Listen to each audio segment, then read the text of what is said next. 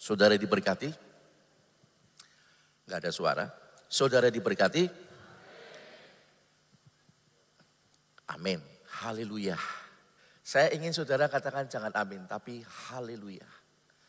Karena haleluya artinya terpujilah Tuhan. Kalau amin cuman ya seperti itu Tuhan. Tapi kita harus memuliakan Tuhan. Saudara diberkati? Kurang sedap saudara. Jadi haleluyanya harus diresapi. Jadi kalau saya bilang saudara diberkati, haleluya. Jangan haleluya, biasa teman. Diresapi, haleluya. Saudara diberkati? Kurang dawa. Saudara diberkati? Puji Tuhan. Nah Bapak Ibu, ada penilaian katanya kalau pagi itu didominasi lansia. Kayaknya itu orang ya. Kalau yang paling banyak itu sore, itu banyak bangsawan di situ. Karena tanginnya awan, jadi paketannya sore. Nah kalau pagi isinya keturunan, jemaatnya pada turu. Kalau kedua kan pada ngantuk, sudah aku sarapan sih ya. Tapi ya nggak begitu ya. Ini kita akan serius saudara mau diberkati Tuhan, amin. Mari kita serius. Saya membawakan satu tema tentang membangun iman, pengharapan dan percaya yang kokoh. Saya lama sudah aku menelusuri ayat ini dan saya sangat diberkati. Dan saya selalu coba belajar ekspositorinya dan juga bahasa aslinya. Supaya tidak sampai salah tafsir. Sebab kebanyakan orang tidak salah tafsirannya, tetapi sesungguhnya tidak sesuai dengan pikiran Alkitab yang sesungguhnya yang mau diri. Sehingga banyak kita lihat di YouTube, banyak orang khotbah saudara, tapi pakai pikirannya dia sendiri, bukan pikiran Alkitab yang Tuhan mau. Sebetulnya tidak salah kalau itu tidak menyimpang. Tapi bahayanya jadi sesat, jadi menyimpang. Makanya kemudian saya pun belajar saudaraku dari segi ekspositorisnya, kemudian juga bahasa aslinya. Jadi supaya kita lebih paham dan isi pikiran dari Alkitab yang sesungguhnya seperti apa, tepat bisa kita cerna. Ya. Mari kita baca dulu ayatnya saudara, dibuka, tidak ada dalam catatan. Saudara nanti bisa baca mulai ayat 1, ya, tapi saya ambil ayat 1 sampai 18 sampai 22 tentang Abraham. Sebab sekalipun tidak ada dasar untuk berharap, namun Abraham berharap juga dan percaya bahwa ia akan menjadi bapa banyak bangsa menurut yang telah difirmankan. Demikian banyaknya nanti keturunanmu. Imannya tidak menjadi lemah walaupun ia mengetahui bahwa tubuhnya sudah sangat lemah karena usianya telah kira-kira 100 tahun. Dan bahwa rahim Sarah telah tertutup. Tetapi terhadap janji Allah ia tidak bimbang karena ketidakpercayaan. Malah ia diperkuat dalam imannya dan memuliakan Allah. Dengan penuh keyakinan bahwa Allah berkuasa untuk melaksanakan apa yang telah ia janjikan. Karena itu hal ini diperhitungkan kepadanya sebagai kebenaran. Sampai itu saja. Nah Bapak Ibu, untuk kita bisa membahas tentang bagaimana Abraham begitu imannya lebih kuat. Coba kita kembali, diklik saudaraku, ayatnya saya tulis di sini, di ayat 18. Roma 4 ayat 18 dikatakan demikian.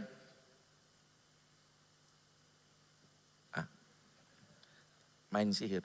Sebab sekalipun tidak ada dasar untuk berharap. Ini kalimat itu yang saya kasih warna. Itu yang akan kita bicarakan. Sebab sekalipun tidak ada dasar untuk berharap, namun Abraham berharap juga dan percaya bahwa ia akan menjadi bapa banyak bangsa menurut yang telah difirmankan. Demikian nanti keturunanmu. Lanjut. Nah, kata tidak ada dasar, saudara.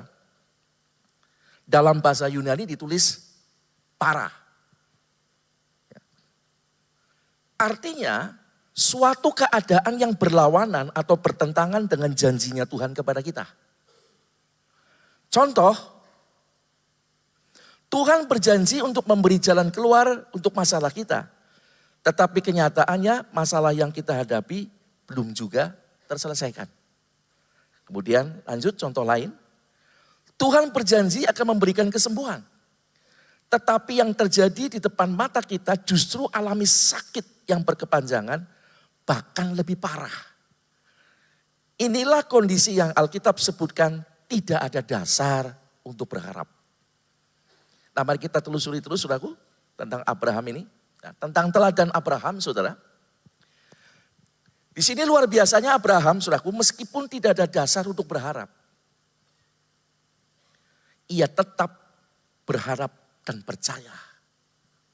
Tidak heran Abraham disebut bapak segala orang percaya. Karena dia terbukti saudara.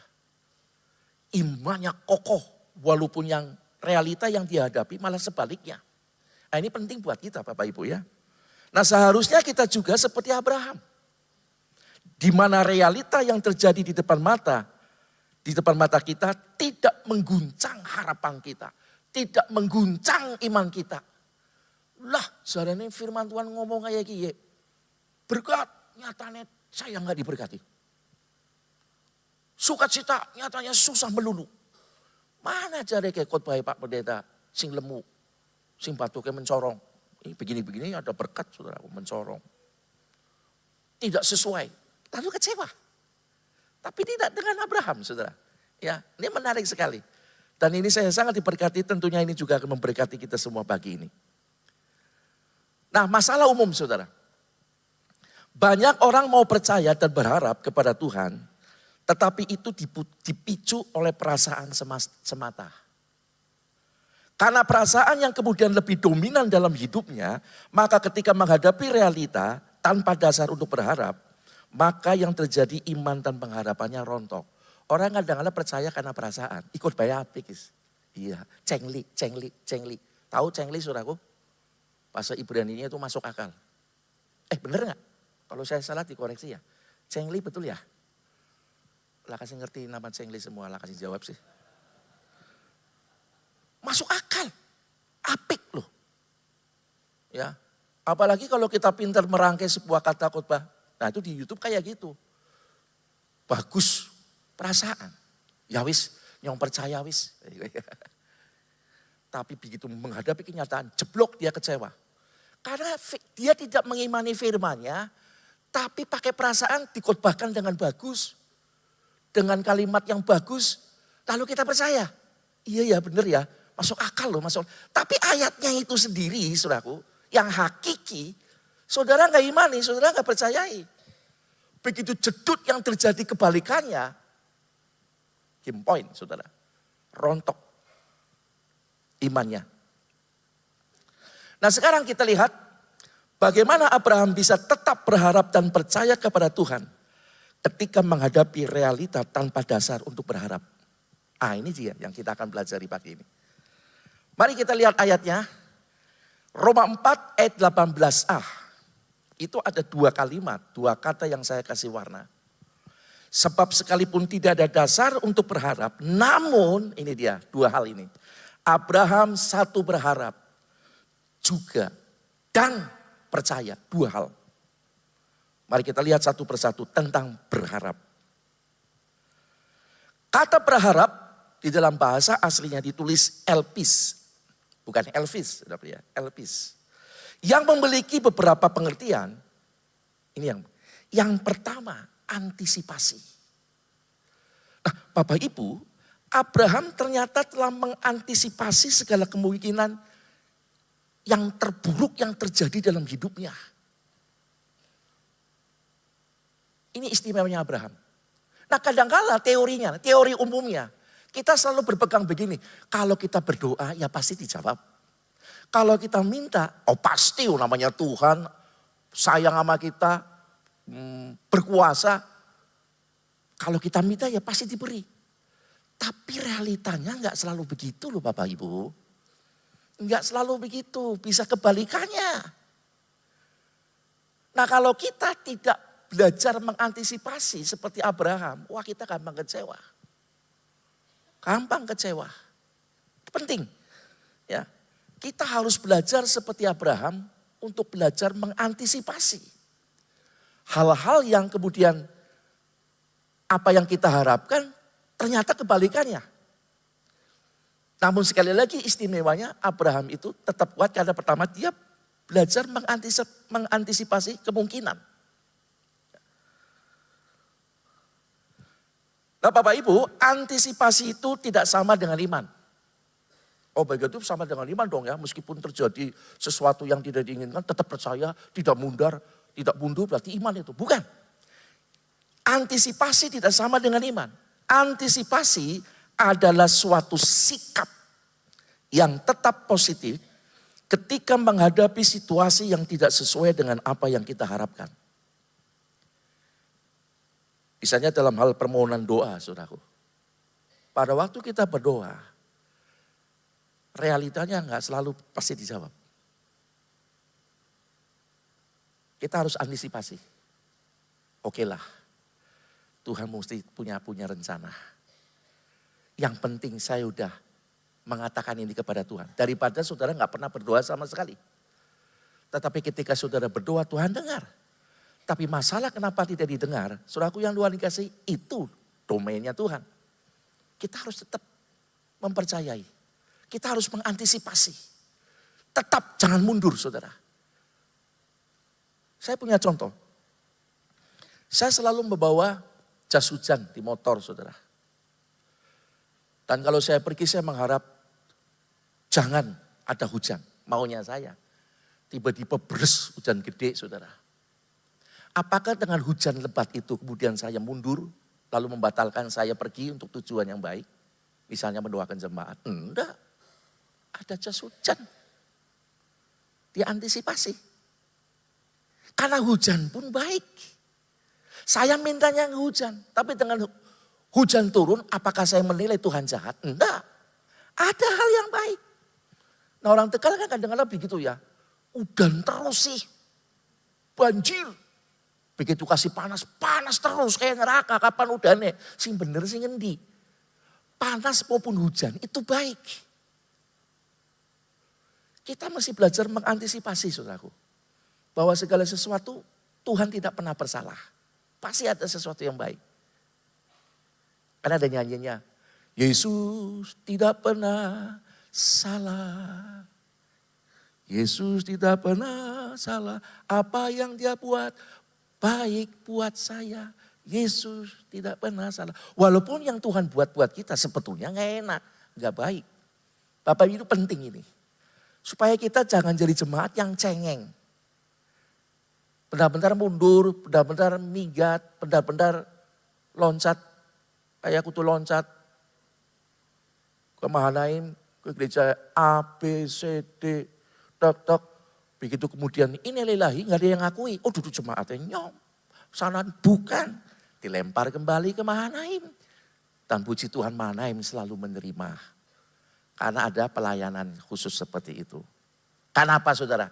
Ya jemaat yang lemah, gampang lemah imannya seperti ini. Tidak belajar mengantisipasi. Nah, kita masih mencontoh Abraham ini saudara. Lalu arti elpis yang kedua. Arti berharap atau elpis yang kedua adalah berharap akan kebaikan dari Tuhan. Ini Abraham ini. Jadi meskipun tidak ada dasar untuk berharap, imannya tidak gugur karena ia memiliki pengharapan akan terjadi kebaikan dari Tuhan. Bahwa pasti ada rencana Tuhan yang lebih baik. Bahwa pasti ada perhitungan yang lebih baik dari perhitungan kita. Itu berharapnya si Abraham. Elpis artinya berharap akan kebaikan dari Tuhan. Dan Tuhan selalu baik. Percayalah saudaraku, apapun yang Tuhan izinkan dalam hidup kita. Tidak ada maksud jahat dari Tuhan. Untuk membuat kita tewas. Tidak akan mungkin. Karena nyawanya dia sendiri berikan buat kita kok.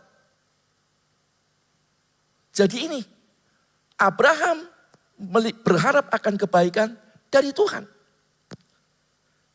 Dan arti elpis yang ketiga, arti berharap atau elpis yang ketiga adalah Abraham punya keyakinan yang konkret, nyata.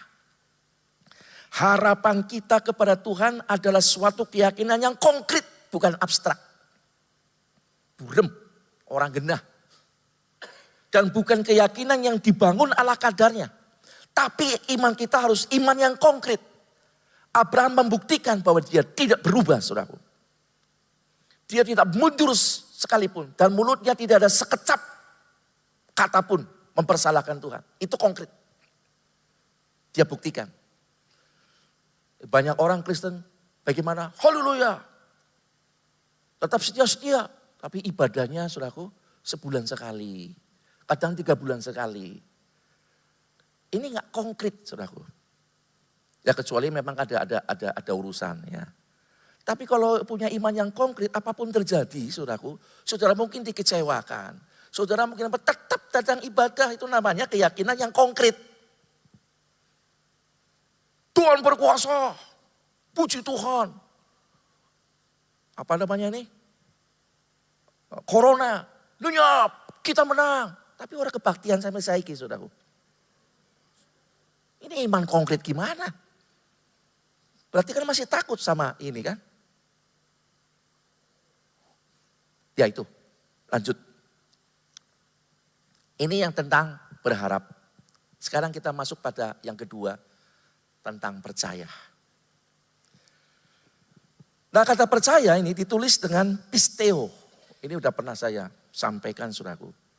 Dan pisteo memiliki beberapa pengertian. Yang pertama, mengakui fakta tentang Tuhan. Itu kata percaya. Pisteo. Mengakui fakta tentang Tuhan. Nah Abraham dalam hidupnya telah mengalami fakta bertemu dengan Tuhan, saudara. Saudara mungkin berpikir, oh Pak, Abraham zaman urung ana Alkitab. Langsung pakai audible. Tahu audible ya? Tuhan ngomong langsung. Bukan berarti Tuhan tidak berkuasa ngomong langsung, tapi saya sanksi kalau Tuhan ngomong langsung sama saudara, mungkin saudara kelenger saudaraku. Iya ada suara, weden. Nah kalau kita gimana? Saudaraku yang Tuhan kasih, kita harus juga mengenal Tuhan lewat pribadi kehidupan kita. Coba dibaca Ibrani 11 ayat 6, tolong dibuka. Ibrani 11 ayat 6. Tetapi tanpa iman tidak mungkin orang berkenan kepadanya. Sebab barang siapa berpaling kepada Allah, ia harus percaya bahwa Allah ada. Dan bahwa Allah memberi upah kepada orang yang sungguh-sungguh mencari dia. Jadi Bapak Ibu, pisteo mengakui fakta tentang Tuhan itu penting buat kita. Sudah percaya Tuhan ada? Oh kan, cuma si Zitok sih ngomong haleluya. Berarti yang lain kan sanksi, anak ora ya? Orang katon sih. Tapi Alkitab bilang kalau kita nggak punya keyakinan ini kita nggak berkenan. Ini namanya saudaraku yang Tuhan kasih. Apa tadi? Pisteo.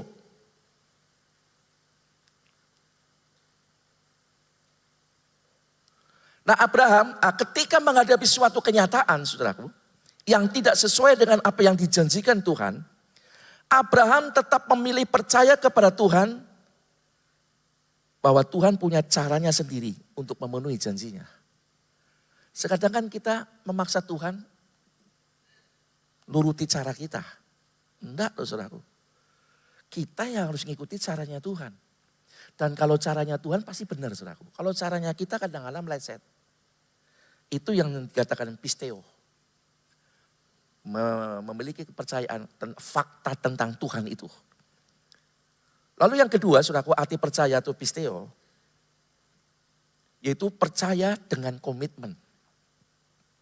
Artinya jangan hanya percaya karena doanya sudah dijawab, percaya karena sudah dapat pertolongan, tetapi kita juga harus komitmen untuk percaya ketika mengalami situasi yang sebaliknya. Ini namanya percaya dengan komitmen. Saudara percaya, oh iya aku oleh mujizat, udunen, doa terus pecah dewek. Oh, aku berdoa, minta Tuhan berikan aku rezeki. Ndelala oleh arisan. Wah, tapi coba, bisa nggak saudaraku berkata, puji Tuhan, haleluya, ketika sebaliknya.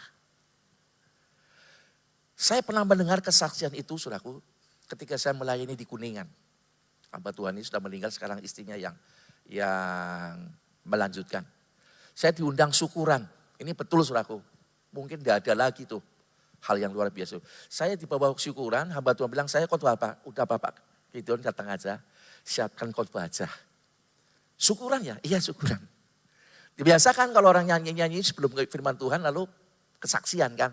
Saya berpikir, wah pasti usahanya diberkati. Wah pasti, karena saya nggak tahu ceritanya. Terus si bapak ini datang sama anak istrinya saudaraku. Kita lihat kenapa pada lesu ya, tapi senyum. Lalu dia bersaksi. Saya mengadakan ucapan syukur karena sesuatu yang Tuhan izinkan terjadi kepada saya. Saya berkata, oh diberkati.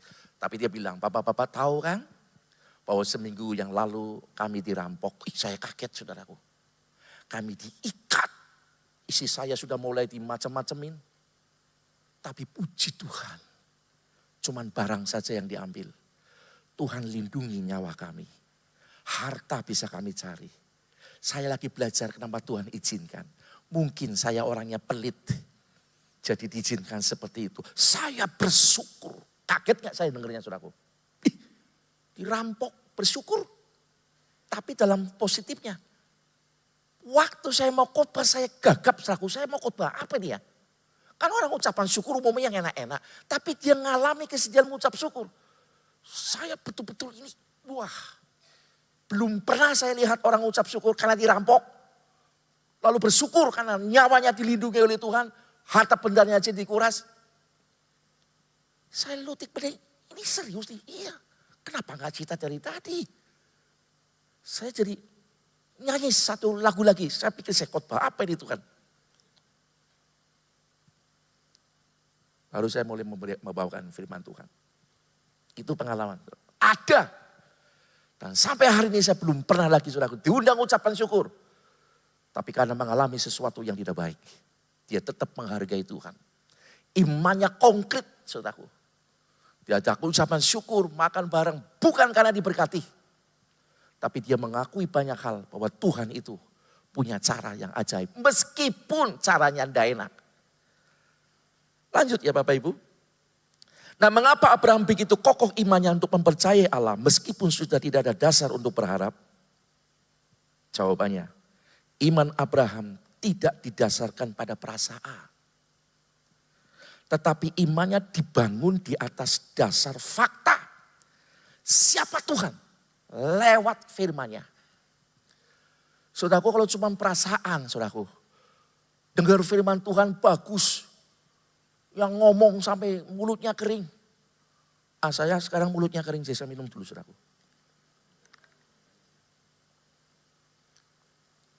Tapi kita nggak meyakini firman-Nya. Cuman firman-Nya apik loh ya.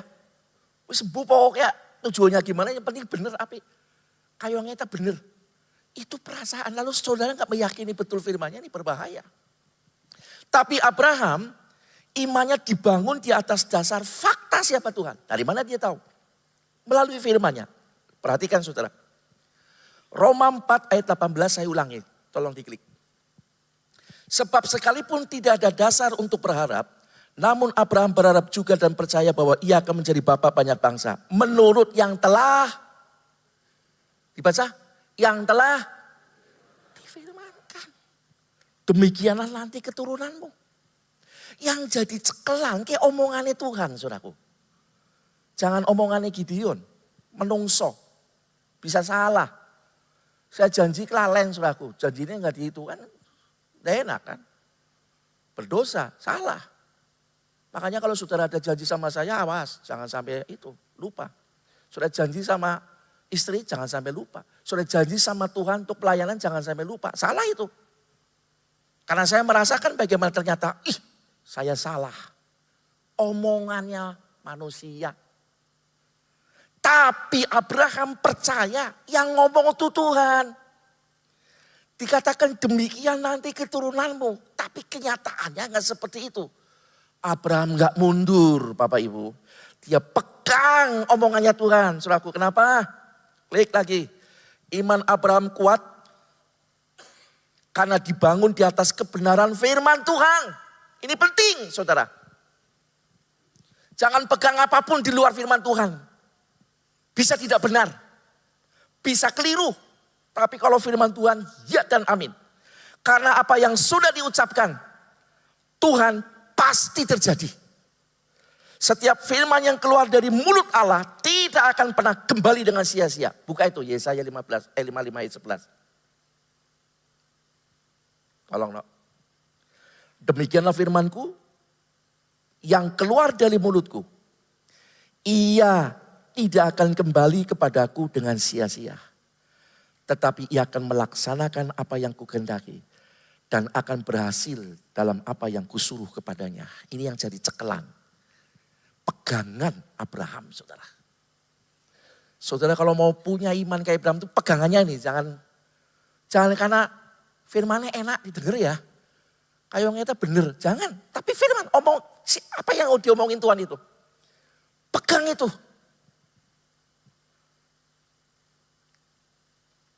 Nah iman yang mengatasi kemustahilan dari Abraham. Kita akan belajar dalam Roma 4 ayat 19. Sekarang ayat berikutnya. Dikatakan demikian saudara.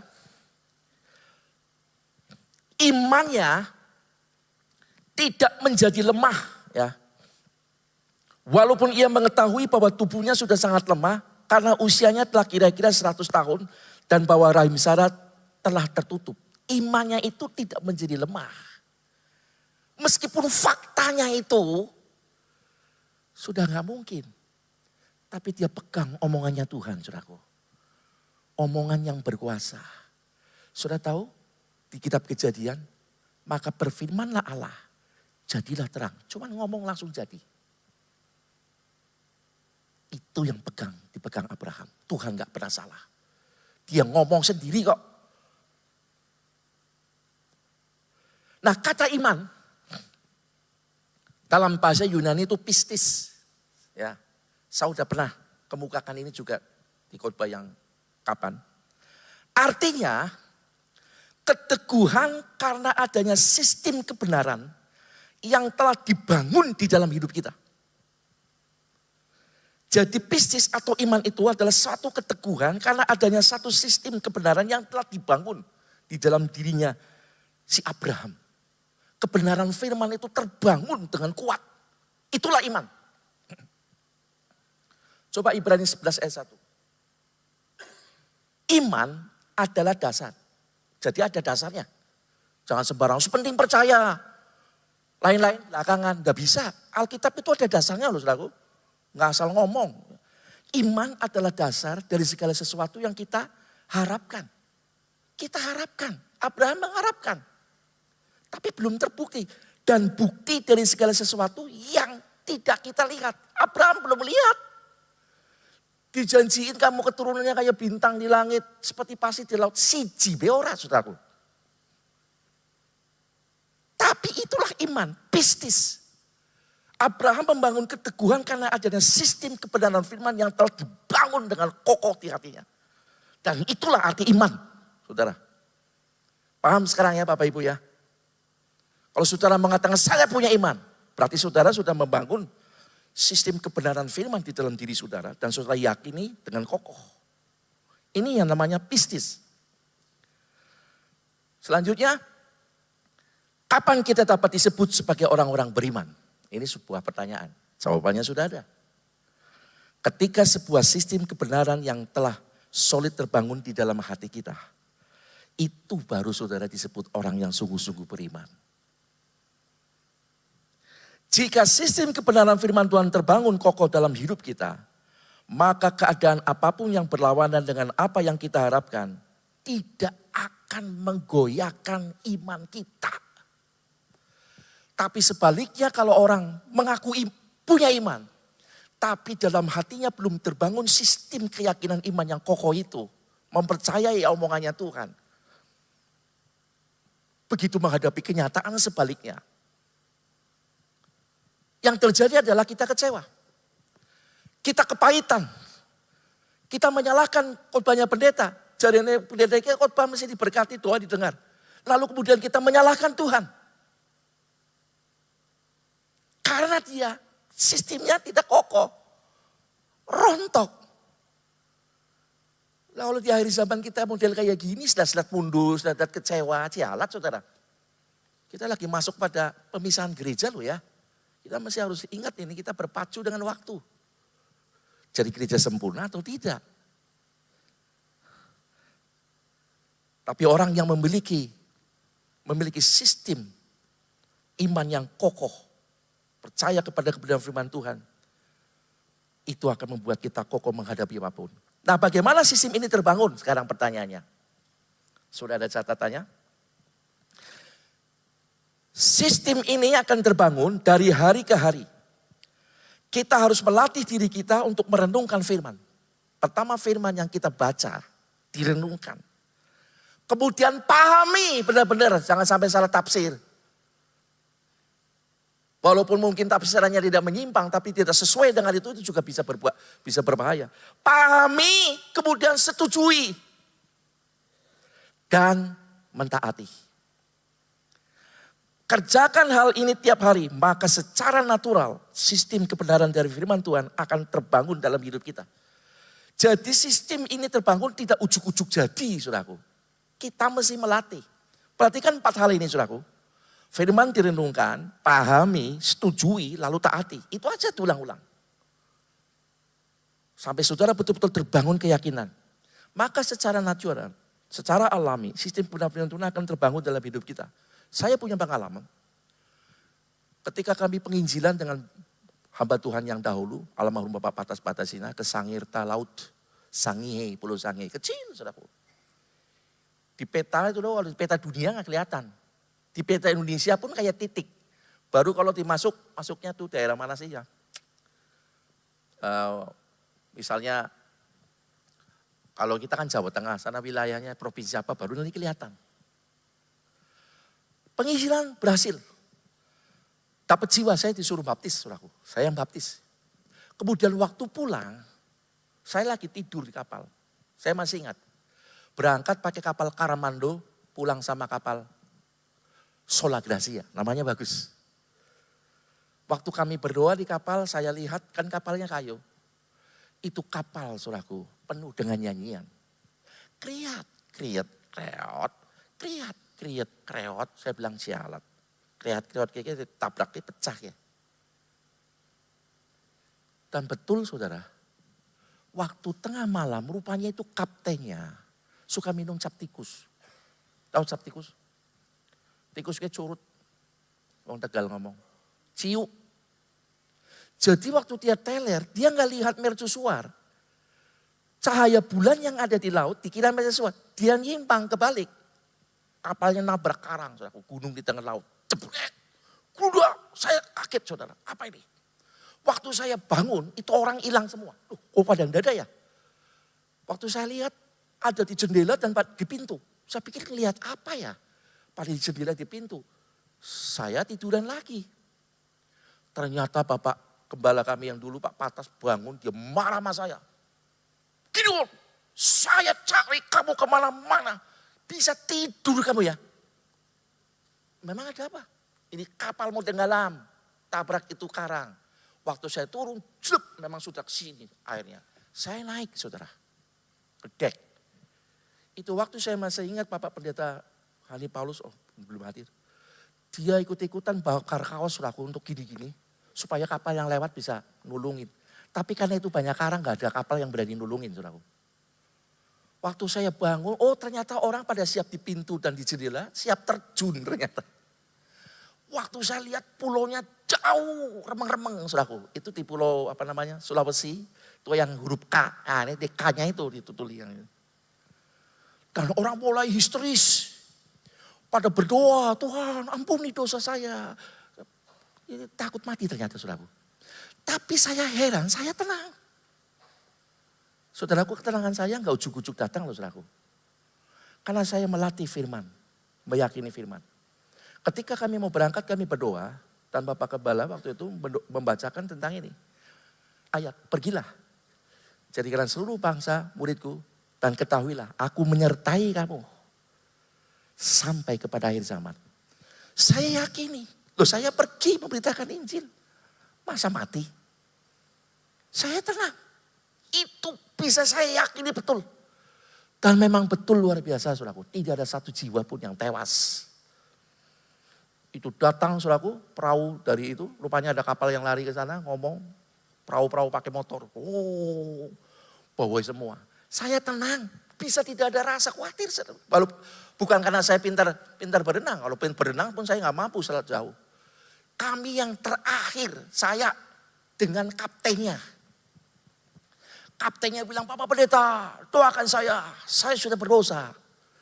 Dia mabuk, gara-gara dia mabuk nabrak itu takut mati juga.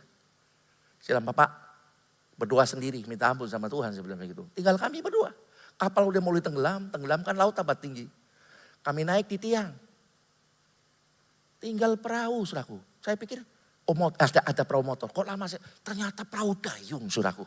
Lah, dan ini nyongok dayung ya. Maaf Pak, perahu motornya ke sana ada kehabisan bensin. Jadi pakai dayung, 2 orang. Saya pikir bisa nggak dayungnya? Waktu kami naik itu dayung, saudara, ini pinggiran. Airnya juga di sini. Perek temen ya, ditutup asid. Wah kelelep ya. Tapi saya tetap tenang, saudaraku. Dan ketika saya batuk, biur masuk, saudaraku. Biur, sialat. Lalu yang dayung, Pak, tolong Bapak yang nyedok, saya yang dayung. Oh kayak gue, dia dayung, saya cedok, dia dayung, saya cedok. Selamat sampai pantai, saudara. Tapi yang saya pegang kok saya bisa tenang. Karena saya meyakini firman Tuhan. Gak bakal mati lah, mau remuk itu pasti selamat. Dan ternyata betul. Dibangun dengan firman, kita pegang itu. Nah ini sistem yang terbangun. Sehingga begitu menghadapi sesuatu situasi yang sulit, kita sudah mengantisipasi. Jangan panik, tenang. Abraham pun begitu. Oh Tuhan ngomong kok. Tuhan yang ngomong masa Tuhan tidak tepati. Dia tetap pegang janji itu. Nah jika sistem iman ini, lanjut pada catatan selanjutnya. Terbangun kokoh dalam hidup kita, maka digempur dengan situasi yang tidak masuk akal pun seperti Abraham, imannya tidak tergoyahkan. Paulus memiliki ketangguhan iman yang sama saudaraku ya. Dalam Roma 8 ayat 35, ada kesempatan bisa dibuka. Keteguhan ya, bukan ketangguhan, salah catat. Roma 8:35 bisa dibuka. Sebab tidak ada catatan kepada saya. Nah, siapakah yang akan memisahkan kita dari kasih Kristus? Penindasan, 1. Kesesakan, 2. Penganiayaan, 3. Ngelih, kelaparan, 4. Ketelanjangan atau bahaya atau pedang. Tidak ada. Karena Paulus telah membangun sistem itu. Apapun yang dihadapi, dia tidak akan pernah kecewa. Membangun ini penting saudaraku. Ya, karena waktu saya terus. Nah kalimat selanjutnya dalam Roma 4 ayat 19 dikatakan demikian saudaraku. Imannya tidak menjadi lemah walaupun ia mengetahui. Ini Abraham. Nah kata mengetahui, saya lupa catat bahasa Yunani apa. Tapi saya ingat ininya karena saking cepatnya saya ngetik kelewat daripada nyari lagi. Kelamaan saudaraku ya. Mesti buka ini, dari sini buka ini, dari sini buka ini. Lama sekali jadi saya catat. Kata mengetahui di sini artinya melihat dan menemukan. Nah melihat dan menemukan ini, klik lagi. Abraham itu tidak dengar dari kata orang lain. Tetapi ia melihat dan mengalaminya sendiri. Dan menemukan fakta bahwa hal itu mustahil. Jadi Abraham tidak kulak jari adolnean. Enggak. Dia melihat dan mengalami sendiri dan menemukan fakta bahwa hal itu mustahil.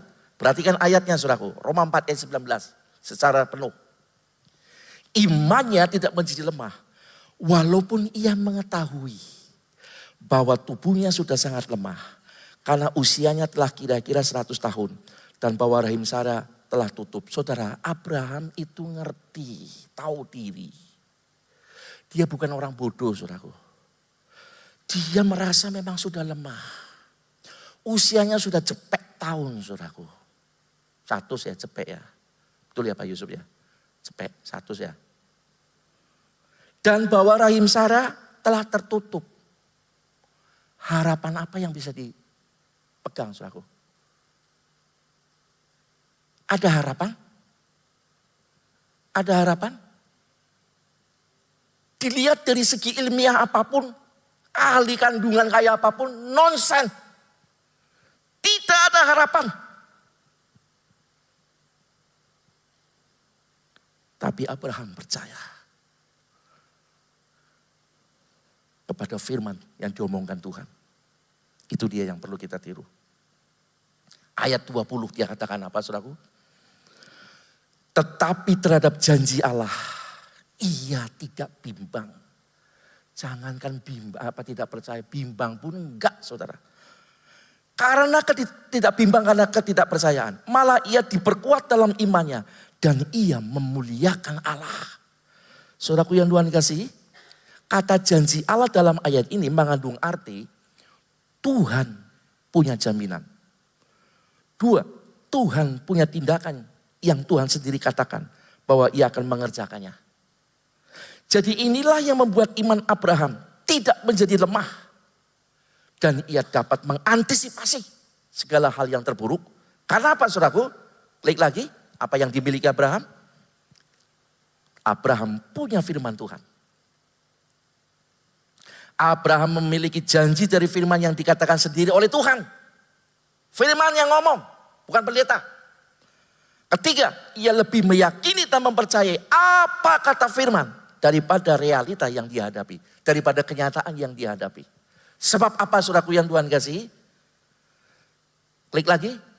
Semua perkataan yang keluar dari mulut Tuhan mengandung kehidupan di dalamnya. Ketika Tuhan berfirman, laut terbelah, saudaraku. Itu omongan Tuhan, bukan Musa. Orang mati dibangkitkan karena firman Allah. Benteng yang tebal dan kuat, Yeriko, bisa dirobohkan. Karena Tuhan yang ngomong. Yang tidak ada, bisa jadi ada. Kalau Tuhan yang ngomong. Apa yang mustahil bagi manusia, tidak mustahil. Kalau Tuhan yang ngomong dan kita percaya. Itu firman yang dipegang oleh Abraham. Yang menjadi masalah adalah, kembali di ayat 20, diklik. Tetapi terhadap janji Allah, ia tidak bimbang. Karena ketidakpercayaan. Lah ini penyakitnya, saudara. Orang kalau sudah tidak percaya, ini bahaya, saudara. Ya, makanya saya ingin saudara terbangun imannya. Setia ibadah, dengar firman Tuhan yang baik. Bangun itu, saudaraku. Supaya pada waktu sudah menemui hal-hal yang kecewa, saudara bisa mengantisipasi. Kecewa karena tidak percaya. Ketidakpercayaan inilah yang membuat orang jadi bimbang. Ini terjadi terhadap orang yang tidak terbangun sistem kebenaran firman Allah dalam dirinya. Orang yang semacam ini akan mudah gugur imannya.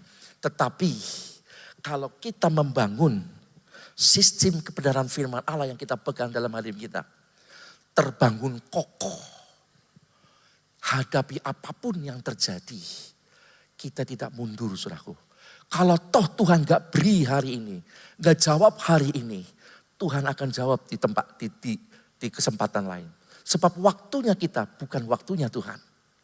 Ini hanya masalah waktu, Bapak Ibu. Tuhan kadang-kadang memang izinkan itu.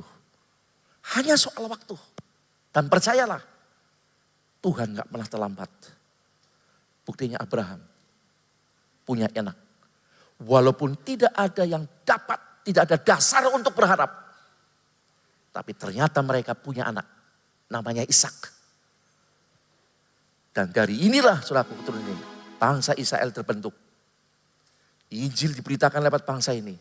Dan sampai kepada kita karena seorang Abraham yang membangun imannya. Sistem iman yang kuat karena percaya kepada Tuhan. Puji Tuhan.